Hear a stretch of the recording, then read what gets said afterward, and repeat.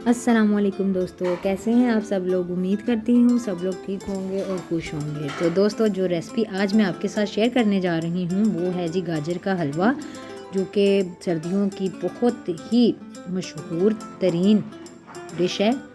तो चलिए आए रेसिपी की तरफ चलते हैं और देख लेते हैं कि हमें इसके लिए क्या क्या चीज़ें चाहिए होंगी। यहाँ पर मैंने 3 किलो गाजर ली हैं, जिसको मैंने क्रश कर लिया।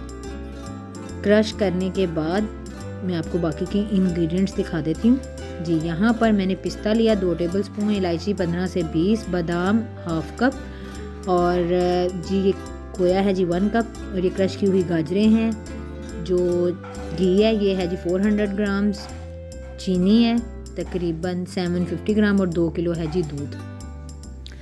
तो चलिए अब गाजर के हलवे को तैयार कर लेते हैं। गाजर के हलवे के लिए 2 रेसिपीज़ हैं। जो रेसिपी मैं आपके साथ शेयर कर रही हूँ एक इससे डिफरेंट भी है।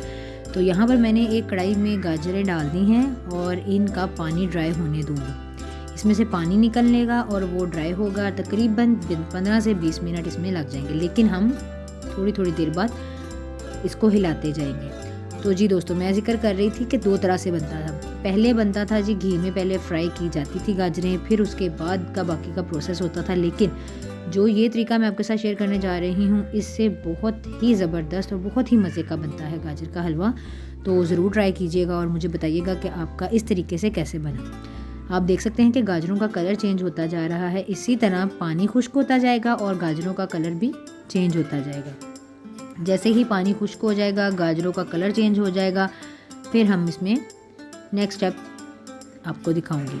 तो रेसिपी को एंड तक देखिएगा, कोई भी स्टेप मिस मत कीजिएगा। और मेरे चैनल पर अगर नए हैं, चैनल को अभी तक सब्सक्राइब नहीं किया तो सब्सक्राइब कर दें, बेल नोटिफिकेशन पे क्लिक कर दें ताकि मेरी हर रेसिपी आप तक पहले पहुंच सके। अब इसको मैं दोबारा ढक दूंगी हिलाने के बाद, और जब पानी बिल्कुल ड्राई होगा मैं आपको दिखाऊंगी। ये देखिए दोस्तों, पानी बिल्कुल ड्राई हो चुका है।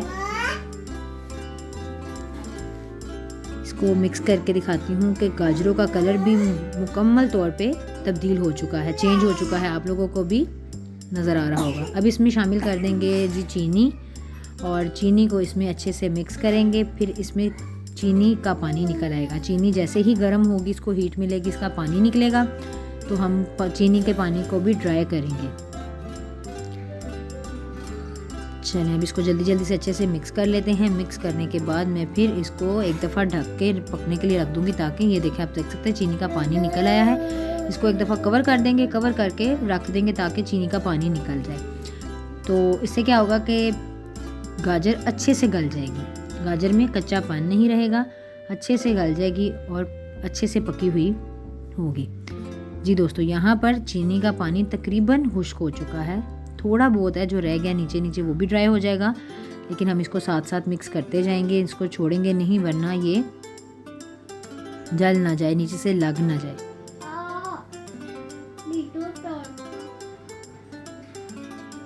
जी दोस्तों, यहाँ पर चीनी का पानी तकरीबन ड्राई हो चुका है, और अब इसमें शामिल करेंगे जी देसी घी, जो कि था जी 400 ग्राम्स।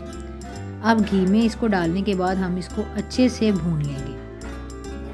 इसकी अच्छे से 2 से 3 मिनट के लिए अच्छे से भुनाई कर लेंगे, और इसको हमने फुल फ्लेम पे नहीं लेके जाना। सारा जो गाजर का हलवा है हमने तकरीबन मीडियम टू लो फ्लेम पे ही पकाना है, हाई फ्लेम पे नहीं पकाना है, मीडियम टू लो फ्लेम रखना है। चलिए अब इसको अच्छे से भूनने के बाद इसमें शामिल कर देंगे। अच्छा, मैं आपको बताना भूल गई कि मैंने जब घी डाला तब मैंने साथ में इलायचियाँ भी शामिल कर दी थी। अब इसमें मैं शामिल कर रही हूँ जी दूध। दूध डालने के बाद हम इसको पकने के लिए रख देंगे,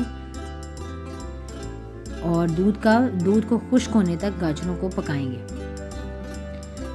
तो इसको अच्छे से मिक्स करने के बाद हम ढक देंगे ताकि ये अच्छे से पक जाए। दूध पकना शुरू हो गया है, अब हम इसको ढकेंगे और पकने देंगे, लेकिन हम थोड़ी थोड़ी देर बाद इसको मिक्स करते जाएंगे, हिलाते जाएंगे। जी दोस्तों, यहाँ पे आप देख सकते हैं कि दूध तकरीबन खुश्क होने वाला है।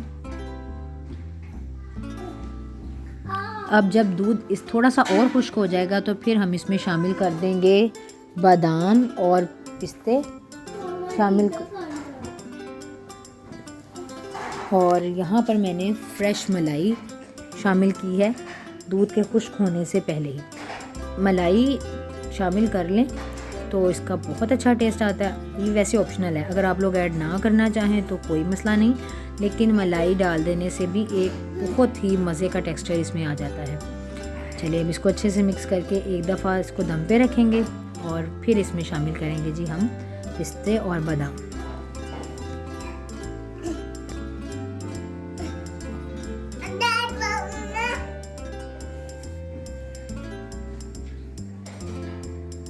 आप यकीन करें बहुत मज़े की खुशबू आ रही है, बहुत ही ज़बरदस्त।